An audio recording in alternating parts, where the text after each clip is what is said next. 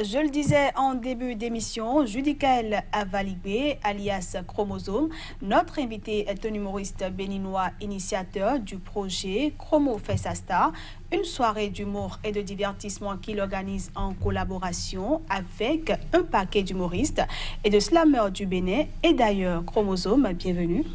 Bonjour. Vous allez bien? Ouais, super bien. Et vous? Je rends grâce. Merci d'avoir accepté notre invitation. Je vous en prie, c'est le plaisir de mon côté. Alors, Chromo fait sa star, c'est quoi le projet? Et au début, c'était de trouver un espace pour s'exprimer. Et vu que les artistes humoristes n'ont pas de plateau ici, c'est plutôt les musiciens, les chanteurs et tout ceux-là. Donc, ça part de là. Et aussi, on s'est dit, il faut qu'on trouve un petit club. L'objectif n'est pas de viser 1000 personnes, non, c'est 100, 150, 200 personnes, mais qu'on va devoir entretenir. Je me dis, si on fait ce métier aussi, c'est parce que c'est des stars du monde de l'humour, que ce soit Canada ou en France, Gad Elmaleh, Jamel Debbouze, qui nous ont donné envie de faire ce métier. Alors pourquoi aller chercher loin? Comme non, quoi. Du coup, elle dit, bon, puisque je me la joue aussi un tout petit peu star, et que j'aime bien m'habiller et tout, j'ai dit, bon, Chromo fait sa star avec ses amis. Mais bon, Chromo fait sa star avec ses amis, c'est trop long. Donc, on arrête juste la phrase, Chromo fait sa star. Déjà, c'est clair que c'est pas seul. Parce qu'on l'a déjà fait 2 fois. C'est avec des amis, c'est des amis que j'invite, des amis Gopal Das, et Jamil. Qui sont des slameurs? Qui sont des slameurs que j'ai vu là-dessus, même des chorégraphes, des danseurs chorégraphes que j'invite, et des amis togolais humoristes aussi que j'invite.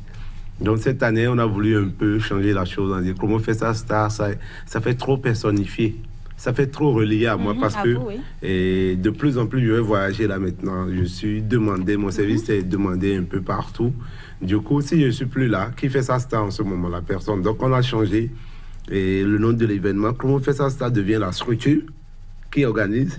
Et l'événement devient Rire en couleur. D'accord.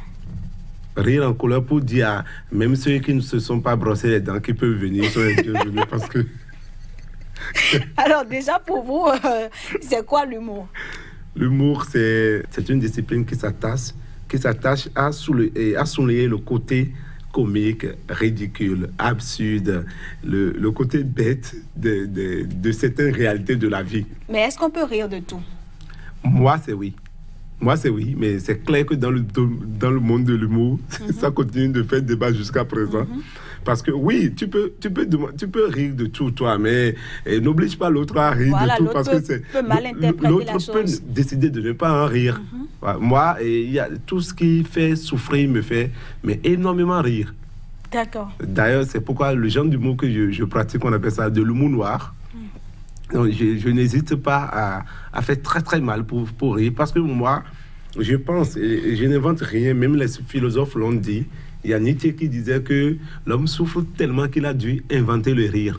Donc, il faut comprendre déjà que l'essence même du rire, c'est la souffrance. Donc pour moi, en rire pour ne pas en souffrir, c'est ma leitmotiv. Ça m'accompagne tous les jours. C'est-à-dire que même sur la mort de mon père, j'ai plaisanté. Tout le temps, j'ai fait énormément de la plaisanterie. J'ai dit, bon, voilà, un gars qui nous a laissé un assez gros héritage, c'est-à-dire des dettes, tu vois.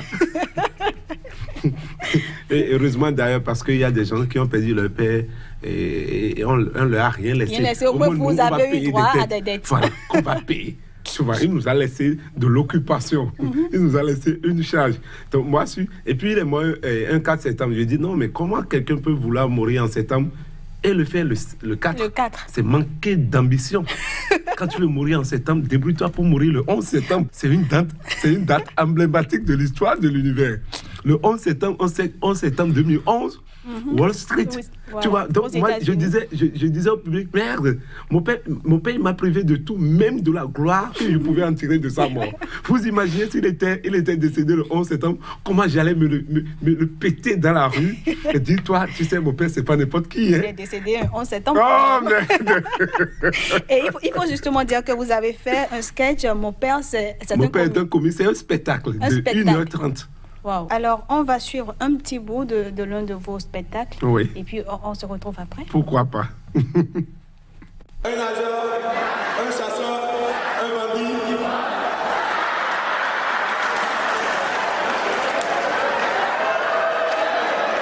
le piège, c'était de composer des mots en heure. D'accord.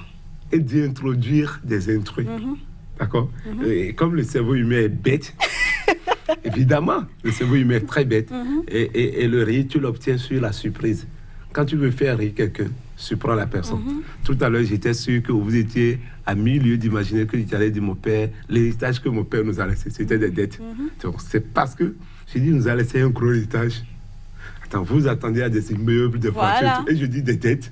Ça, votre cerveau ne l'accepte pas. Du tout pas. Et quand tu crées ce conflit, ce flux d'énergie dans le cerveau, ça donne l'ordre au corps de réagir. Et la seule réaction possible, c'est le rire. Donc, si vous voulez faire rire quelqu'un, c'est la base même, c'est la surprise. Surprenez la personne. Et est-ce qu'il y a une formation pour ça? Évidemment, le rire est totalement technique, le mot est totalement technique. Tout ce que je fais, c'est pas de l'improvisation, mais pas du tout, c'est écrit, c'est réfléchi. Et c'est des vannes. Une vanne, c'est la plus petite entité d'un test de mots capable de déclencher automatiquement le rire. La vanne est pour un test de mots, c'est que la phrase est pour un test en français. Donc, quand vous avez 20 vannes bien écrites dans un texte, vous avez 20 rires obligatoirement. Et vous vannez bien le public. Surtout le public. L'un de vos spectacles que moi j'aime bien, quand on vous voit danser, et je vais permettre également aux téléspectateurs de suivre cette partie avec moi, et puis on revient. Vous voulez dire que je sais bien danser, c'est ça? Ou ce que on va essayer de voir. Et puis bon. Ok, d'accord. Quand vous rencontrez une femme qui dansait dans une boîte de nuit, pardon, ne l'approchez pas. Le message qu'elle envoie est dangereux.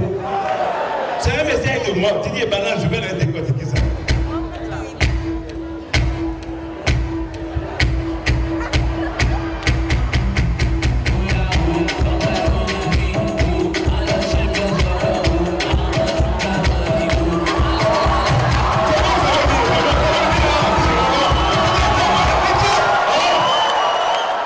Le gars qui...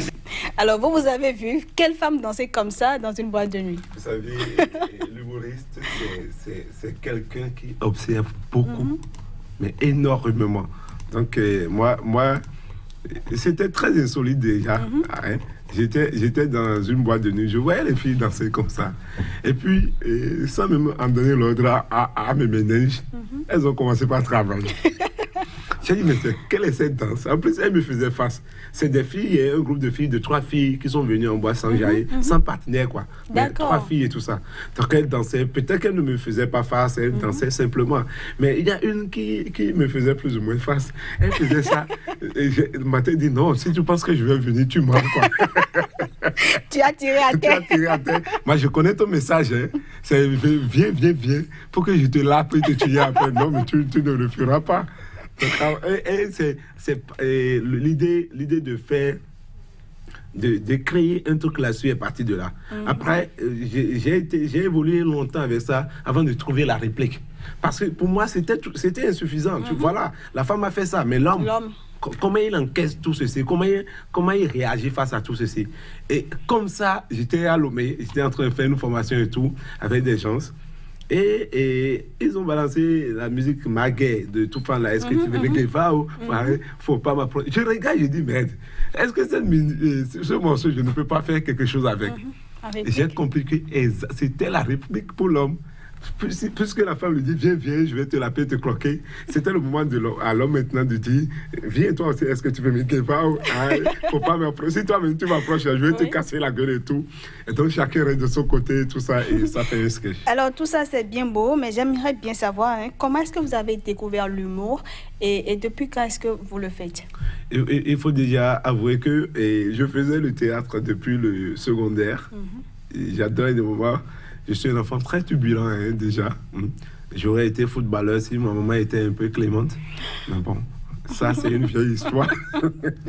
Que vous allez nous raconter peut-être la prochaine fois.